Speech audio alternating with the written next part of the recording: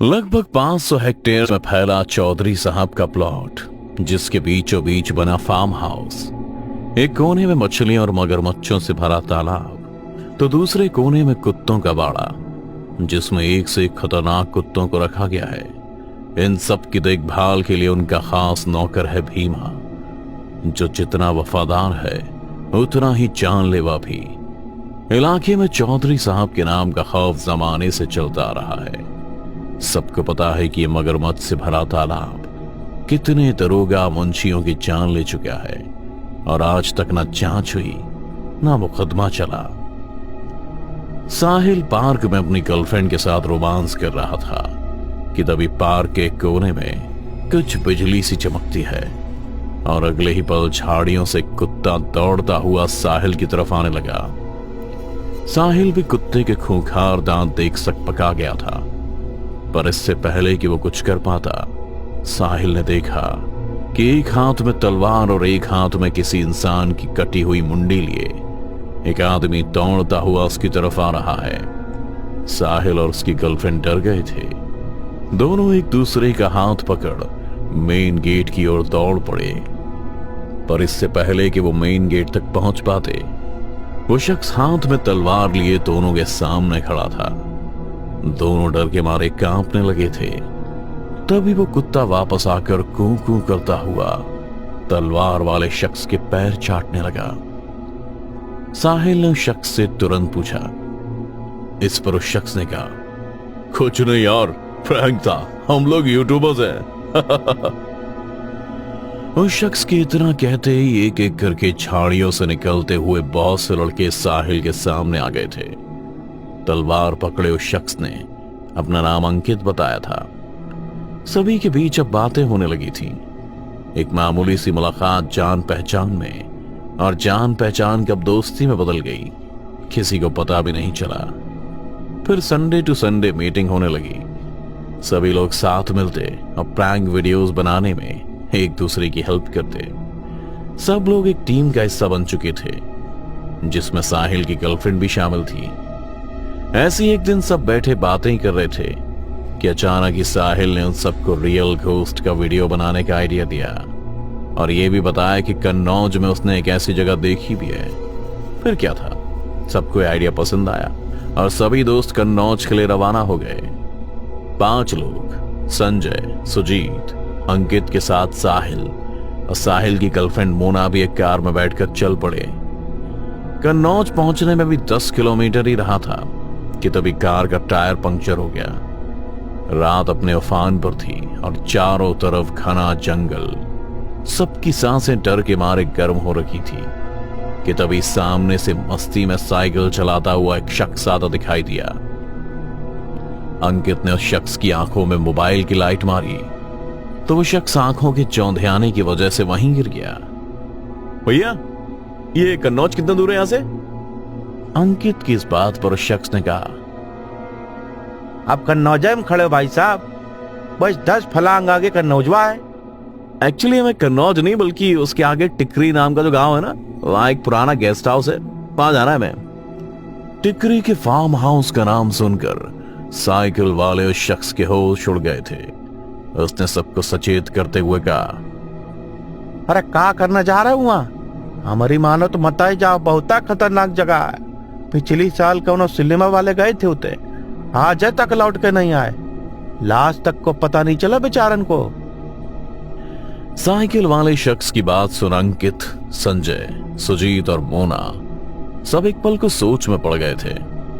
सबकी आंखों में साहिल के लिए सवाल था, जिसे भांपकर साहिल बोला, बुड़बक गए आदमी, गांव का अनपढ़ क्या जाने एडवेंचर क्या होता है? हमें तो रियल भूत का वीडियो भी बना रहा है यार। साहिल की बात सुन साइकिल वाला बोला, मरोगे सब के सब। इतना कहकर साइकिल वाला शख्स चलने लगा।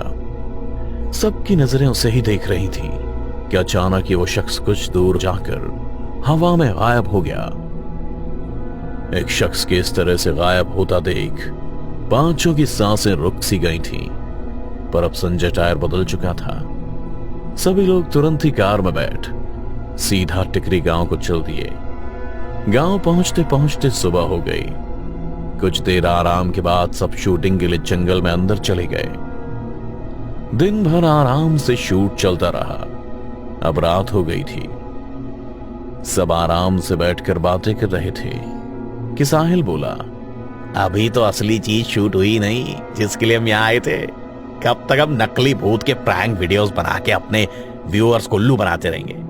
अगर हमें अपने YouTube के सब्सक्राइबर्स तेजी से बढ़ाने हैं ना, तो हमें कुछ रियलिस्टिक दिखाना पड़ेगा। रियलिस्टिक सड़क छाप प्रैंक वीडियोस तो भरे पड़े हैं यार।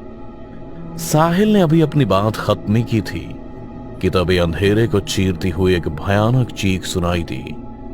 साहिल ने फिर कहा, आ गया जिसका हमें था इंतजार। कैमरा ऑन रखो, लाइव घोस्ट दिखाएंगे आज YouTube में। साहिल की बात मान संजय, सुजीत और अंकित पेड़ों पर और झाड़ियों में कैमरे छिपाने में लग जाते हैं कि अचानक ही आसमान से कोई चीखता हुआ साया आया और सुजीत को अपने साथ हवा में उड़ा ले गया।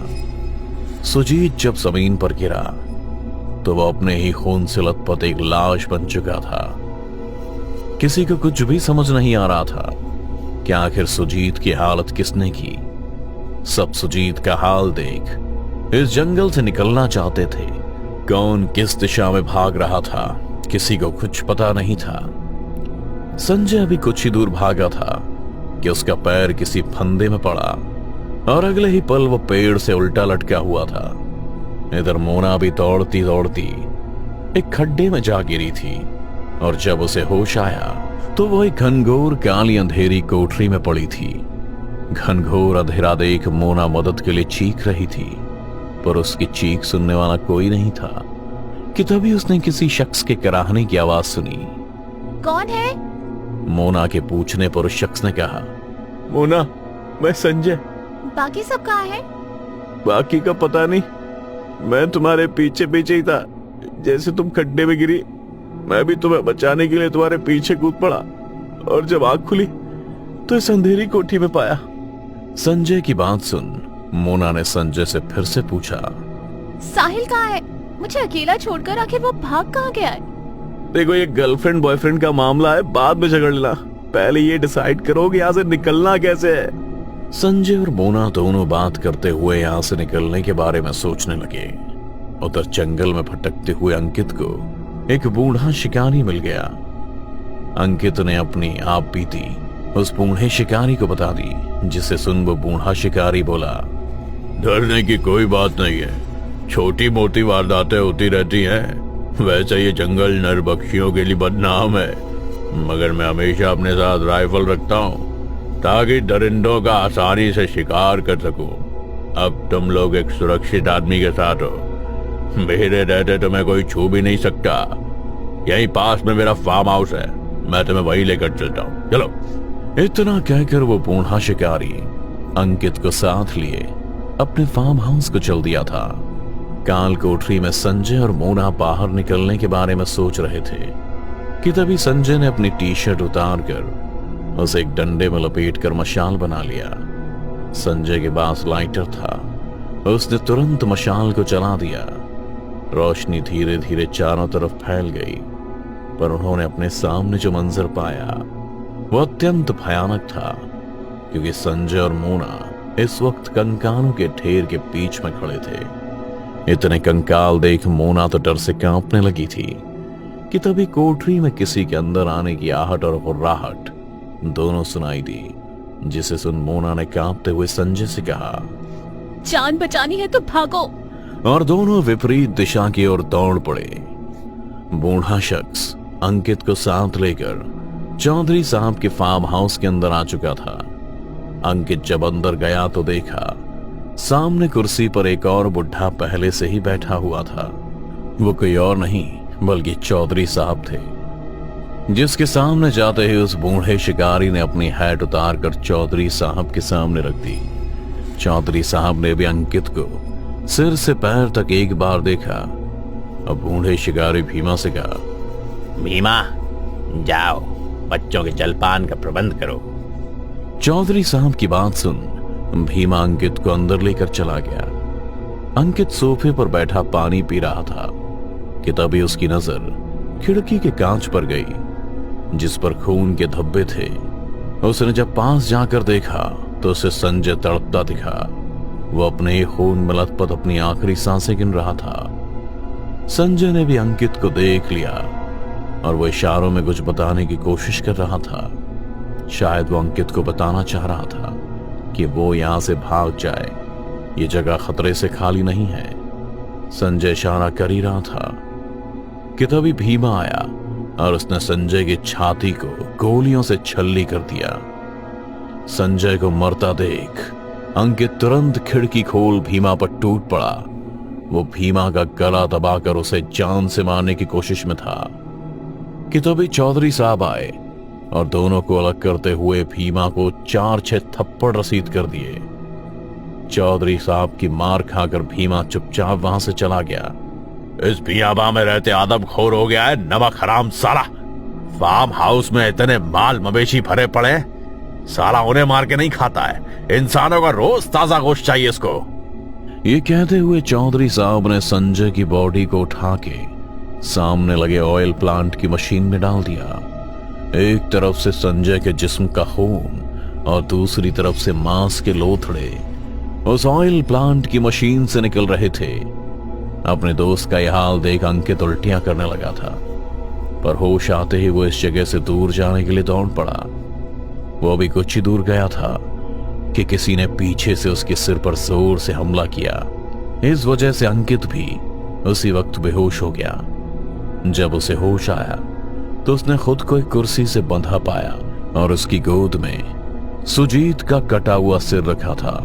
इससे पहले वो कुछ समझ पाता, साहिल वहां पहुंचा और जोर जोर से चिल्लाते हुए बोला, ये देखो, ये हॉरर का बेस्ट यूट्यूबर, इसने अपने ही दोस्त की जान ले ली। अंकित अभी कुछ समझ पाता तो अभी चौधरी साहब वहां गए और उनके पीछे पीछे भीमा भी, जो मोना को अपने कब्जे में अपने साथ लाया था। हमारे पूर्वजों की वर्षों से सोई हुई आत्मा को जगाया है तुमने। अब तुम्हारे रक्त से हमारे पूर्वजों की प्यासी आत्मा को शांति मिलेगी और हमारी बंजर पड़ी जमीन लहलहा उठेगी। अंकित के कहते हुए चौधरी साहब ने खुद उसे गोलियों से भून दिया। अंकित की ऐसी बेरहम मौत देख मोना रोने लगी। उसने साहिल से गिड़गिड़ाते हुए कहा, please help me Sahil, I love you. मैं तुम्हारी गर्लफ्रेंड हूँ, तुम भी तो मुझसे प्यार करते हो ना, प्लीज मुझे जाने दो।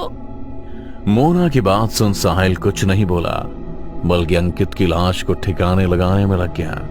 बहुत अच्छे दोस्त थे तुम्हारे, इनका बलिदान व्यर्थ नहीं जाएगा। वर्षों से सोई कुल देवता की आत्मा को अब शांति मिल जाएगी। अब हमारा कुल भी खुशहाल और समृद्ध हो जाएगा। अब अच्छी फसल होगी पूर्वजों की दी हुई इस बंजर जमीन में। साहिल गर्दन झुकाए अपने ताया जी की बात सुनता हुआ उनके पीछे पीछे चलने लगा। मोना भी चौधरी साहब की बात सुन चीखने लगी थी। मोना को चीखते देख चौधरी साहब उसे शांत कराने उसके पास आई थे कि मोना ने मौका देख चौधरी साहब के कमर में घुसी रिवॉल्वर निकाल चौधरी साहब, साहिल और भीमा पर तानते हुए कहा, जाहिल हो तुम सबके सब, तुम्हें जीने का कोई हक नहीं। इस पर चौधरी साहब साहिल को समझाते हुए बोले, समझा इस छोरी ने बावड़ी हो गई है के? तू ही तो हमारे कुल की बहू बनेगी, छोरे जनेगी, चौधरी खानदान का वंश बढ़ावेगी। पर चौधरी साहब की बात सुन मोना ने बंदूक अपने ही सिर पर तान ली। तू है तुम पर, मुझे नहीं बनना कोई बहू वहू। मोना गुस्से में सबको बुरा भला बोले जा रही थी। मौका देख साहिल ने मोना की कनपटी पर एक जोरदार तमाचा चढ़ दिया। मोना के हाथ से रिवॉल्वर छूट चुकी थी। फिर साहिल मोना के बाल पकड़ उसे घसीटता हुआ बेडरूम के अंदर ले गया और दरवाजा बंद कर लिया। मोना की दर्द भरी चीख से सारा इलाका गूंज उठा। शाम का वक्त है। लॉन में चौधरी साहब बैठे चाय पी रहे हैं। भीमा सामने पालतू सुअर और कुत्तों को बारी बारी से मांस के टुकड़े डाल रहा है। गर्भवती मोना के पेट में 5 महीने का बच्चा है। मोना एक हाथ से पेट संभाले, दूसरे हाथ में गमलों में पानी डाल रही है। तभी साहिल घर से बाहर निकलता है और ताया की गर्दन धारदार खंजर से काट देता है। चौधरी साहब वहीं तड़पने लगते हैं। भीमा चौधरी साहब की लाश को घसीटता हुआ ले जाकर मगरमच्छ के बाड़े में डाल देता है। अधमरे चौधरी साहब का एक एक अंग मगरमच्छ नोच नोच कर खाना शुरू कर देते हैं और चौधरी साहब तड़प तड़प कर मर जाते हैं। मोना किसी जिंदा लाश की तरह मगरमच्छों के दांतों में चौधरी साहब के जिस्म के टुकड़े बड़े गौर से देखती रहती है। इधर साहिल भी चौधरी साहब की कुर्सी पर बैठ उसी घमंड और गुरूर में अपनी मगरमच्छों और कुत्तों को मांस खाता देख रहा था। चौधरी साहब के दो भाई थे, रुद्र प्रताप और तेज प्रताप। उस समय साहिल बहुत छोटा था और शहर में बोर्डिंग स्कूल में रहकर पढ़ाई कर रहा था। बड़ा भाई रुद्र प्रताप जितना नेक और शरीफ था, तेज प्रताप उतना ही अय्याश और कमीने किस्म का इंसान था। पिताजी ने निकम्मेपन के चलते तेज प्रताप का जमीन जायदाद से पहले बेदखल कर दिया था, मगर बेसहारा तेज प्रताप पर तरस खाकर बड़े भाई रुद्र प्रताप ने उसे अपने पास रख लिया और वो उनका बहुत वफादार था। मगर एक शाम जब भीमा गांव में सामान लेने गया तो तेज प्रताप ने मौका पाकर रुद्र प्रताप और उनकी पत्नी का कत्ल कर दिया और लाश को मगरमच्छों को खिला दिया। उसकी इस करतूत को भीमा समझ गया था, मगर वो चाहकर भी कुछ नहीं कर सका। पर उसने कसम खाई थी कि साहिल को इस बात का बोध रखेगा और सही वक्त आने पर भी इस राज का खुलासा करेगा। साहिल ने भी सही मौके का इंतजार किया और अपने माता पिता के खून का बदला लिया।